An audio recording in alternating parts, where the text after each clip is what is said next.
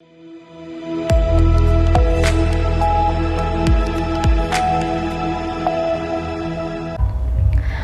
के बाद आप सभी का बहुत स्वागत है सी न्यूज भारत में। नमस्कार, मैं हूं रत्ना। वक्त हो गया है न्यूज बुलेटिन का। बात होगी बरोड़ा की, जहां मौसम विभाग द्वारा भारी बारिश की चेतावनी के बाद डभोई नगर पालिका ने एहतियातन कार्रवाई तेज कर दी है। साथ ही बात होगी बेतिया की, जहां केसरिया पंचायत के केसरिया गांव का जन वितरण प्रणाली से जुड़ा एक वीडियो सोशल मीडिया पर वायरल हो रहा है। ऐसी तमाम खबरों पर विस्तार से चर्चा करेंगे। डभोई मौसम विभाग द्वारा भारी से बेहद भारी बारिश की चेतावनी के बाद डभोई नगर पालिका ने एहतियातन कार्रवाई तेज कर दी है।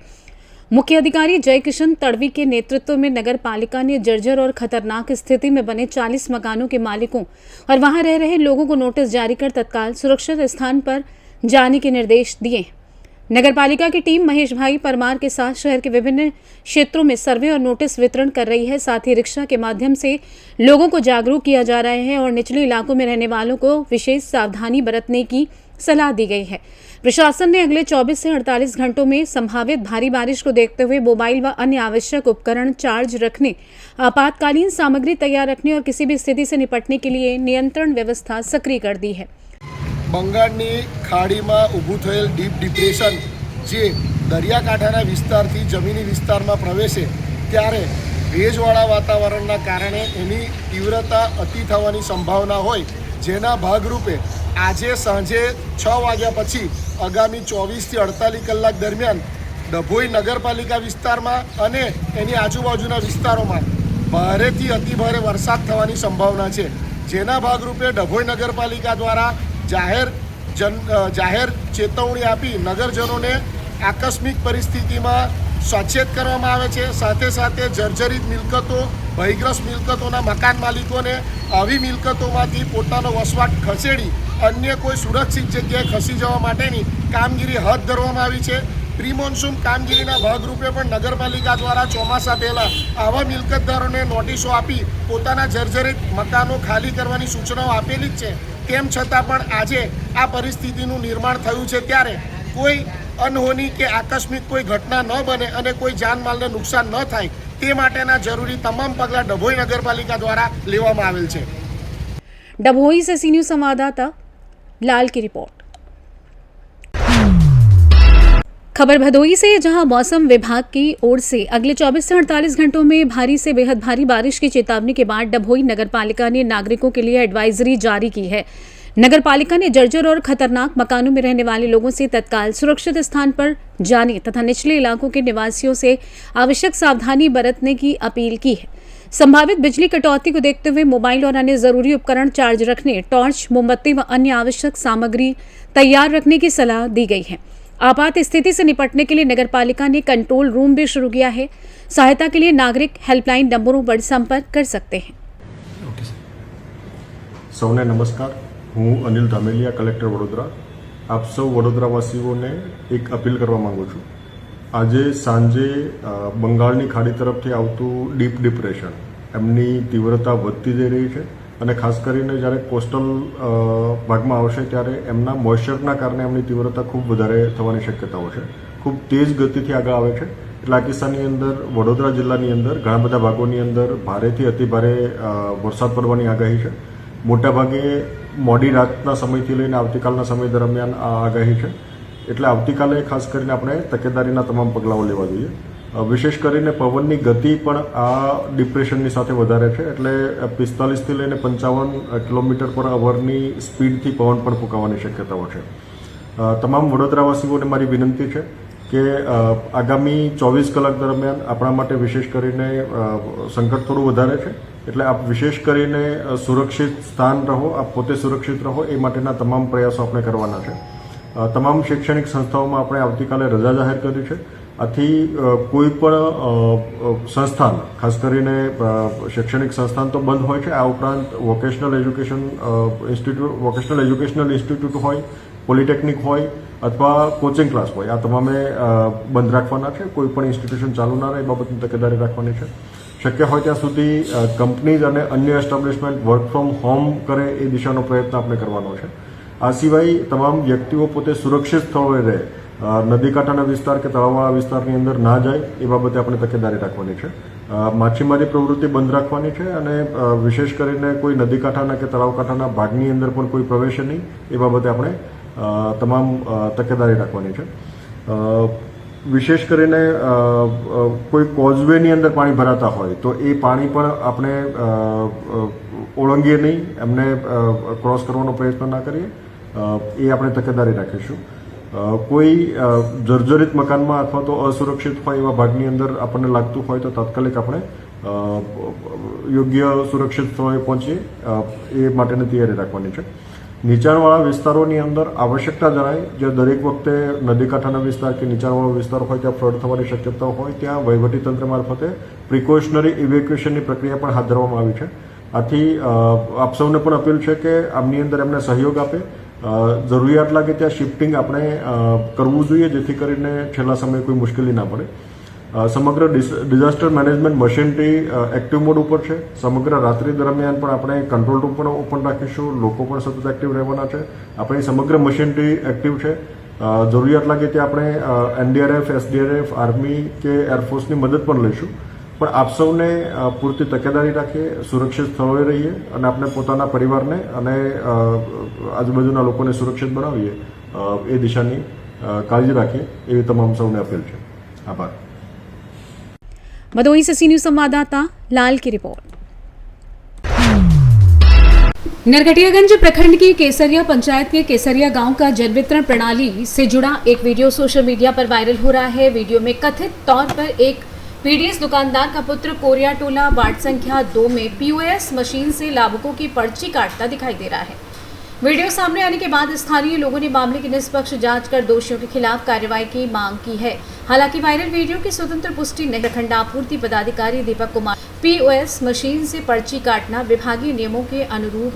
यदि जांच में वीडियो सही पाया गया और नियमों के उल्लंघन की पुष्टि हुई तो संबंधित जन वितरण प्रणाली विक्रेता या जिम्मेदार व्यक्ति के विरुद्ध नियमानुसार कड़ी कार्रवाई की जाएगी। फिलहाल प्रशासन पूरे मामले की जाँच कर रहा है। बेतिया से सी न्यूज संवाददाता विनोद कुमार की रिपोर्ट। दाहोद में 31 जुलाई से 1 अगस्त के बीच भारी से बेहद भारी बारिश की चेतावनी को देखते हुए जिला प्रशासन ने व्यापक तैयारी। कलेक्टर के निर्देश पर सभी तालुकाओं में क्लास 1 अधिकारियों को नोडल अधिकारी बनाया गया है, जबकि राहत एवं बचाव के लिए एनडीआरएफ और एसडीआरएफ की एक टीम स्टैंड बॉय पर तैनात की गई है। वहीं जिले के सभी बांधों और जलाशयों पर लगातार निगरानी रखी जा रही है तथा जलस्तर बढ़ने पर तत्काल अलर्ट जारी किया जाएगा। एहतियातन जिले के सभी स्कूल, कॉलेज, आंगनबाड़ी और अन्य शिक्षण संस्थान अगले 2 दिनों तक बंद रहेंगे। निर्माण कार्यों पर भी अस्थायी रोक लगाई गई है और खतरनाक होर्डिंग हटाने व जर्जर मकानों में रहने वाले लोगों को सुरक्षित स्थानों पर पहुंचाने की कार्रवाई शुरू कर दी गई है।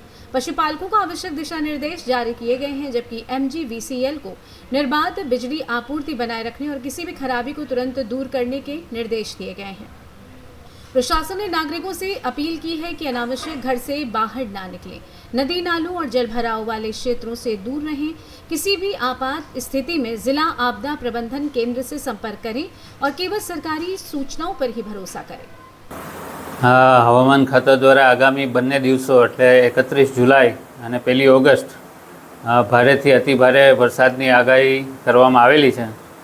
તો આવી પરિસ્થિતિને પહોંચી વળવા માટે માનનીય કલેક્ટરશ્રી દ્વારા એમની સૂચના હેઠળ, એના માર્ગદર્શન હેઠળ ઘણી બધી પ્રકારના પ્રિકોશન્સ લેવામાં આવેલા છે અને વહીવટીતંત્ર છે એ કોઈપણ પ્રકારની આપત્તિજનક પરિસ્થિતિનો અસરકારક રીતે સામનો કરી શકે એ માટે તમામ 11 જિલ્લાઓમાં ક્લાસ 1 અધિકારીઓનો નોડલ તરીકેની નિમણૂક કરી દેવામાં આવેલી છે। એનડીઆરએફ તથા એસડીઆરએફની એક ટીમો સ્ટેન્ડ બાય રાખવામાં આવેલી છે। એક ટીમ દાહોદ જિલ્લામાં છે, દાહોદ પ્રોપરમાં છે અને એક ટીમ દેવગઢ બારિયા ખાતે સ્ટેન્ડ બાય છે। અત્રેના જિલ્લામાં 8 ડેમો આવેલા છે નાના।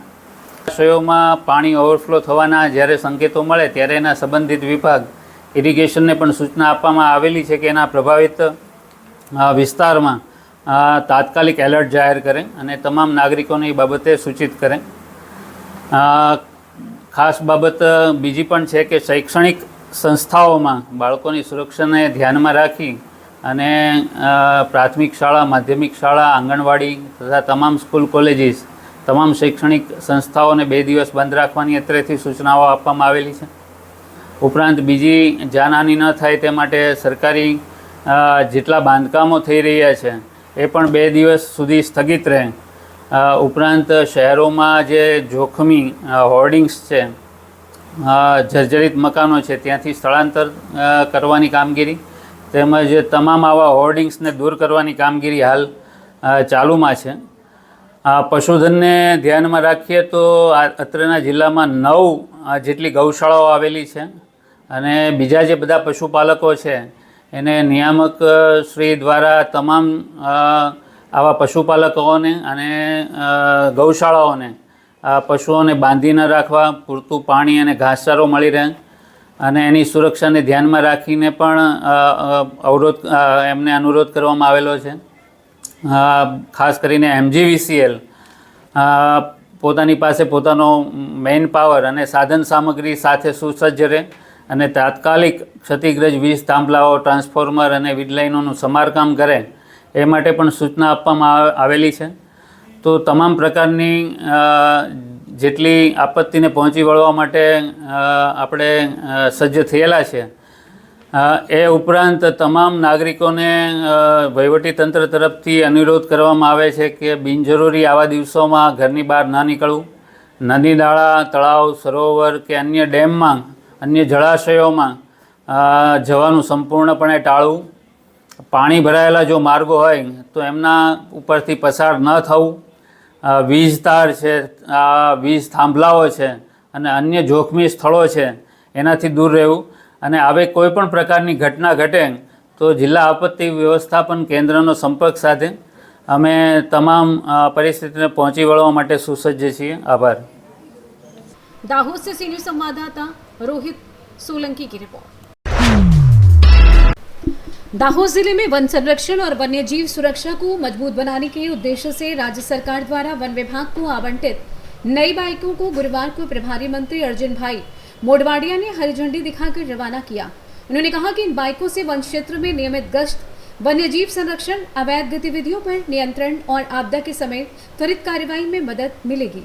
वन विभाग के अधिकारियों ने बताया कि नई बाइक मिलने से फील्ड वर्क की गति और दक्षता बढ़ेगी। इस अवसर पर जिला कलेक्टर सुरभि गौतम, जिला विकास अधिकारी हिरण बरोड, जिला पंचायत अध्यक्ष गामाबेन मोहनिया, विधायक कन्हैयालाल किशोरी, महेंद्र भाई भाभूर, महेश भाई भूरिया और देवगढ़ बारिया के उप वन संरक्षक मितेश पटेल के साथ साथ वन विभाग के अधिकारी, जनप्रतिनिधि और वन विभाग के कर्मचारी उपस्थित थे। आज दाहोद खाते जिला पंचायत અને તાલુકા પંચાયતના ચૂંટાયેલા પ્રતિનિધિઓ અને પદાધિકારીઓને અભ્યાસ વર્ગ રાખવામાં આવ્યા.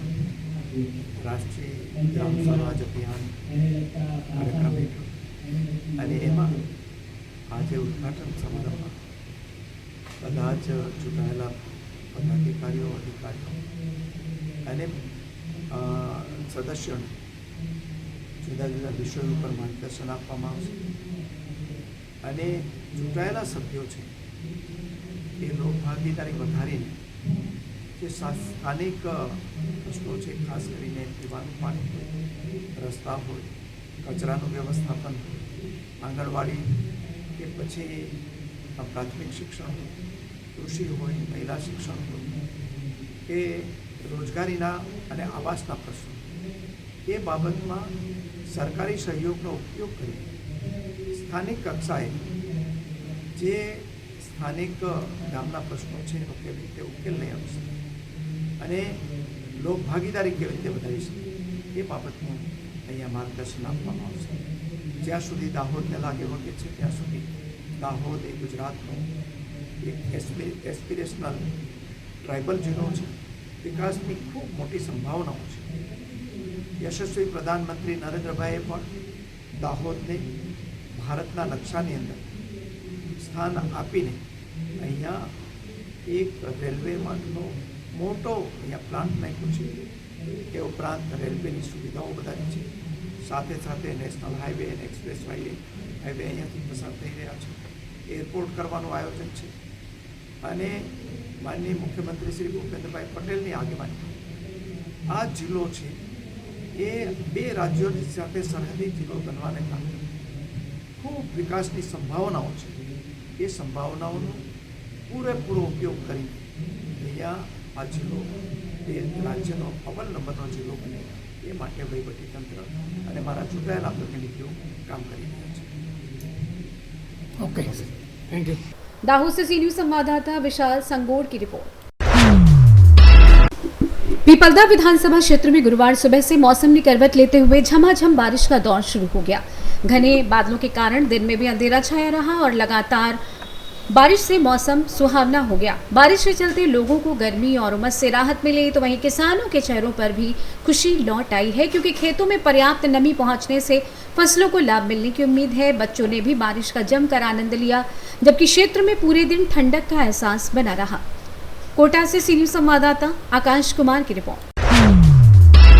बढ़ती सड़क दुर्घटनाओं को रोकने और हेलमेट पहनने के प्रति लोगों को जागरूक करने के उद्देश्य से शारदा देवी डिग्री कॉलेज राजगढ़ में निःशुल्क हेलमेट वितरण एवं यातायात जागरूकता सेमिनार आयोजित किया गया.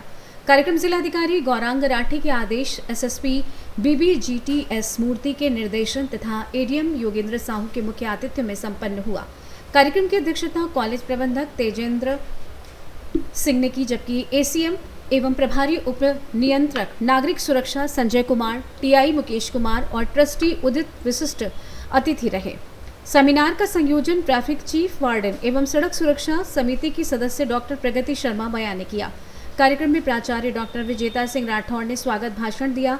एडीएम योगेंद्र साहू ने छात्रों से हेलमेट हमेशा सर पर पहनने और दूसरों को भी प्रेरित करने की अपील की. संजय कुमार और TI मुकेश कुमार ने यातायात नियमों की जानकारी दी तथा छात्रों के प्रश्नों के उत्तर दिए.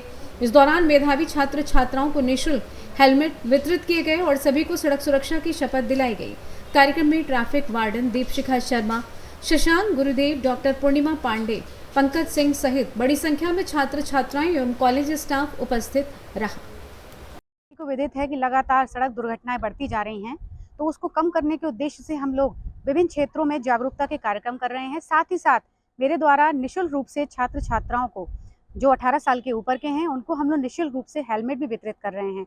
तो उसी के क्रम में आज हम लोगों ने जिलाधिकारी महोदय जी के आदेशानुसार हमारे झांसी शहर के वरिष्ठ पुलिस अधीक्षक जी के कुशल निर्देशन में आज हम लोगों ने राजगढ़ स्थित शारदा देवी डिग्री कॉलेज में एक जागरूकता अभियान के अंतर्गत निःशुल्क हेलमेट वितरण का कार्यक्रम रखा, जिसमें मुख्य अतिथि के रूप में एडीएम श्री योगेंद्र साहू जी विशेष रूप से उपस्थित रहे और अध्यक्षता महाविद्यालय के प्रबंधक श्री तेजेंद्र सिंह जी द्वारा की गई और हमारे विशेष अतिथि के रूप में ACM सर जो प्रभारी उपनियंत्रक भी हैं नागरिक सुरक्षा के वो उपस्थित रहे और TI सर श्री मुकेश कुमार जी विशेष रूप से सहयोग रहे.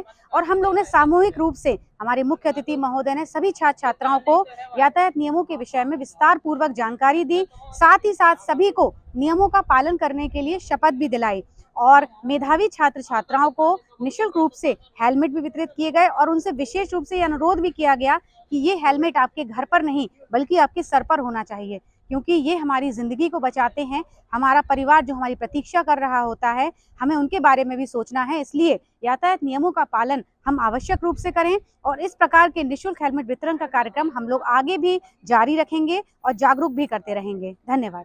वो आत्मनियंत्रण के लिए प्रोत्साहित किया बजाय इसके कि चालान के डर से वो नियमों को मानने.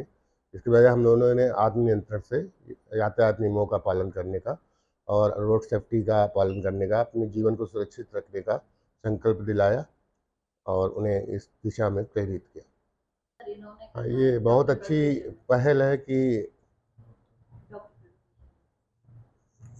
डॉक्टर प्रगति शर्मा ने यहाँ पर निःशुल्क रूप से यातायात नियंत्रण में सहयोग के लिए निःशुल्क रूप से हेलमेट बांटने का कार्यक्रम रखा था, जिसे हम लोगों ने बच्चों के बीच वितरित किया. झांसी से सी न्यूज संवाददाता चंदू राइन की रिपोर्ट. कैमूर जिले के करमचट थाना क्षेत्र में दहेज की मांग पूरी न होने पर नवविवाहिता की हत्या कर शव गायब करने का आरोप सामने आया है. बेलाव थाना क्षेत्र के बिछिया गांव निवासी रमाकांत तिवारी ने करमचट थाने में आवेदन देकर अपनी पुत्री सीता कुमारी के पति विकास कुमार उपाध्याय, सास आशा देवी और देवर आदर्श उर्फ आशीष पर दहेज प्रताड़ना, हत्या और साक्ष्य छिपाने का आरोप लगाया है. आवेदन के अनुसार 27 अप्रैल के हुए विवाद के बाद से ही स्कॉर्पियो की मांग को लेकर सीता को मानसिक और शारीरिक रूप से प्रताड़ित किया जाता था तथा जान से मारने की धमकियां दी जाती थी।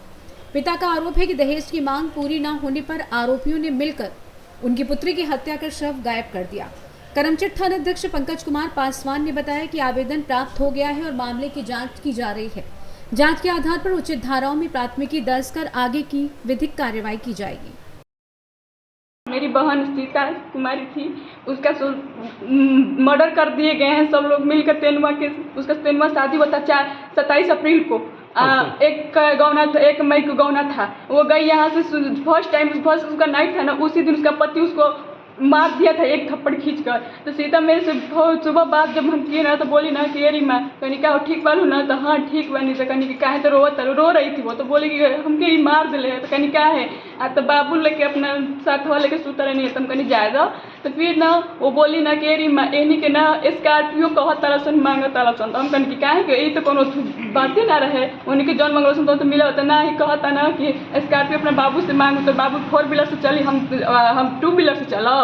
तो फिर उसके बाद वो ना 8 तारीख को चला गया था। तो फिर आया है बीच में, तो उसके बाद ना वो ना 12 बजे तक 1 बजे तक ना अपने दोस्तों के साथ पार्टी कर आ रहा था सब। तो हम बोले कि जिया जी कहाँ हमारा, तो बोल रही थी ना 11 बजे से उससे बात होता था। बोलती थी कि मैं 11 बजे खाली होती हूँ तब कॉल करना। वो तो हम बोले ठीक है। तो क्या है वो 11 बजे क्या कॉल कर रहा था। तब मैं खाई 12 बजे 1 बजे खाला सुना के देवर भी मेरा है, तो वही उसका भी वही हाल है। तो हम बोले ना कि ठीक है ज़्यादा घर परिवार में से कुल होला, कोई लेट से कोई आवे लगा। तो बोली कि ठीक बा। तो उसका ना उस दिन उसका हस्बैंड आया पार्टी कर 12 बजे रात को। उसके साथ ना ज़बरदस्ती भी बोल, उसका तबीयत खराब था मेरी बहन का, तो उसके साथ में वो भी ज़बरदस्ती कर रहा था। तो मना कर रही थी कि मेरा तबीयत खराब है, तो उसको मारने लगा वो। तो उसकी सास आई ना तो रोकी उसको, बोली कि रात के बाद का हल्ला कैले वाला सन। तो फिर उसके बाद में उसको कह रहा था ना वो कि हम जानते कि तू नैहर के कैसन बाली। तो बोली कि कैसन बाली बताई हमरा के। तो कहा था कि हमारा संगे ढेर लगे मेरे, तबे जब मारे लगा चप्पल तोरा कोई ना बचाई। अतने बता जो अपना बाप के बोला कि अपना घर है। तो सीता रो रही थी सुबह, सारा बात ये हमसे बोली। तो हम बोले ना कि जाए एक दो बार मारिए दिल मतलब क्या बात। तो बोली अब रही की तरह हुई जाएगी ना बाद दिन बितावे के बाद। तो कह अरे माँ हम जब से आई भाई ना तब से हमारे आँख के आंसू नहीं के सुखा था, हमारे कि जिए ना दिया सर हमके कैसे होने की तरह है। जितना फोन देखते तब वो कहते सके दिन रात फोन देखती है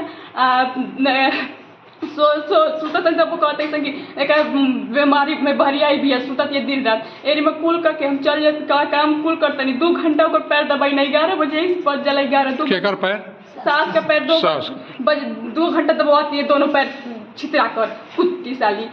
तो बोली ना तो हम बोले कि जाए तो सास की सेवा कर जाला। तो कहते कि हाँ रे हम कुल करते, लेकिन तब भी खुश नहीं खींच। हम कहे कि जाए दो जब पुराना हो जी ना तो खुद ही तारा पीछे पड़ल छोड़ दिया सा। तो बोली ना कि ना रे हम कहीं कब्बू ना जिए सन, देखिए ना हम मर जाए हमारे कहीं जिए नहीं दिया सन।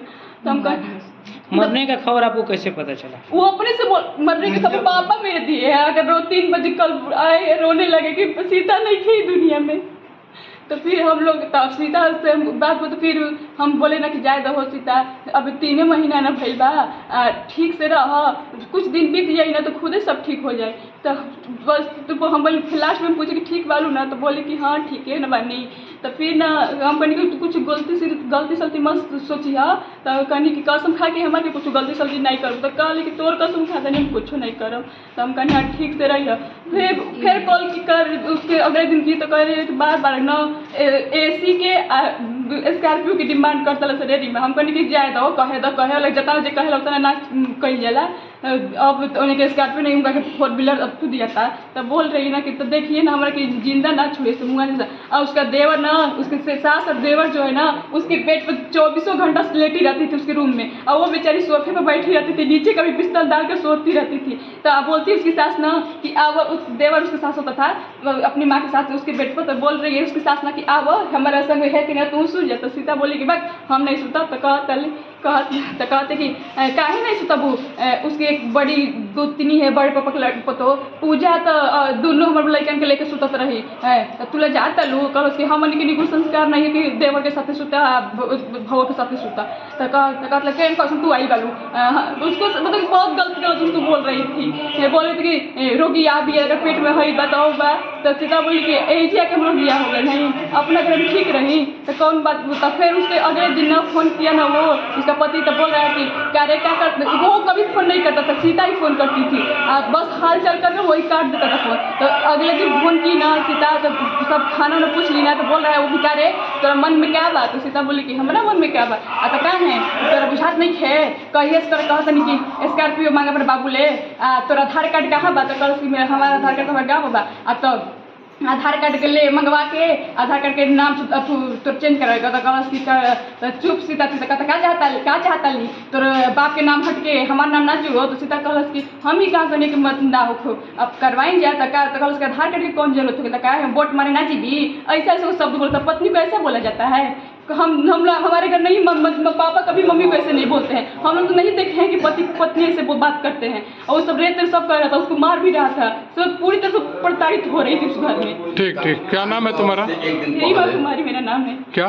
रीमा कुमारी। हमसे बात कर, कहाँ घर है? बीछिया। हमसे बात करी तो उसका पति बहन की मिनट रुकिए ना, हमसे बात करी तो उसका पति बोला कि क्या रिमोट से दिन भर बतिया मिली रे, तो क्या लागे ले, कांड हुआ था उस दिन पहले भी तो खर्चा चला गए, तो खर्चा हमने चलाई ना, से बतियाल छोड़ दे, अपन बहन से बतियाल छोड़ दे, अपन जीजा से बतियाल छोड़ दे। तो बोल रही रहा कि क्या है माई बाबू से बहन जीजा से बतियाल छोड़ दी, आप लोग ना बात करिए। उस टाइम उसको सब बहुत कुछ बोल रहा था। ठीक पड़ी रमाकांत तिवारी। अच्छा तिवारी जी बताइए क्या मामला है? हाँ? क्या मामला है, क्या मामला है? मामला है कि लड़की हमसे बोली कि हमको स्कॉर्पियो मांग रहे हैं। लड़की का क्या नाम था? सीता कुमारी। कहाँ शादी हुआ था? तेनुआ। किसके यहाँ? कन्हैया उपाध्याय के। तेनुआ कहाँ, कौना थाना में पड़ेला? भगवानपुर, रामपुर, सबार थाना में, रामगढ़। अच्छा, तो उनके मतलब आपके जो दामाद थे उनका क्या नाम था?